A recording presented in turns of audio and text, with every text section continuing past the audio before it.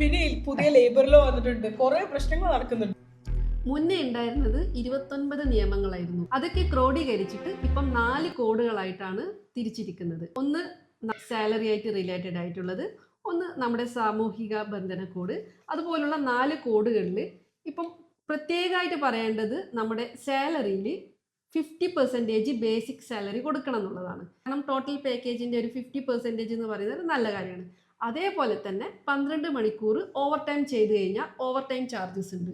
12 മണിക്കൂർ over time means അവരുടെ working അവേഴ്സിന് മേലെ എക്സ്ട്രാ അവേഴ്സ് എക്സ്ട്രാ 12 മണിക്കൂർ വരെ ചെയ്യാൻ പറ്റുമെന്ന്. ഇതുവരേക്കും നമ്മൾ 8 മണിക്കൂറായിരുന്നു നമ്മളുടെ വർക്കിംഗ് അവേഴ്സ്.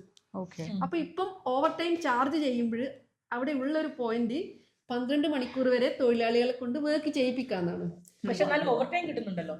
ഓവർ ടൈം എങ്ങനെയാണ് എന്നുള്ളതിന്റെ ഒരു അവ്യക്തത ഉള്ളത് കൊണ്ടാണ് ഇവര് തൊഴിലാളി സംഘടനകൾ ഇപ്പം സമരത്തിലേക്ക് പോകുന്നത്. രണ്ടാമത്തെ തൊഴിലാളി സംഘടനകൾ എതിർക്കുന്ന ഒരു കാര്യം, ലേ ഓഫിന്റെ സമയത്ത് പ്രത്യേകിച്ച് ഒരു അപ്രൂവൽ എടുക്കേണ്ട കാര്യം ഇല്ല എന്നുള്ളതാണ് നിയമത്തിൽ പറഞ്ഞിരിക്കുന്നത്.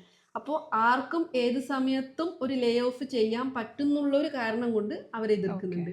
അപ്പോൾ ഇതുപോലുള്ള കുറേ കാരണങ്ങളൊക്കെ മുൻനിർത്തിയിട്ടാണ് നമ്മുടെ തൊഴിലാളി സംഘടനകൾ അത് എതിർക്കുന്നതും അതിനെതിരെ സമരത്തിലേക്ക് പോകുന്നതും.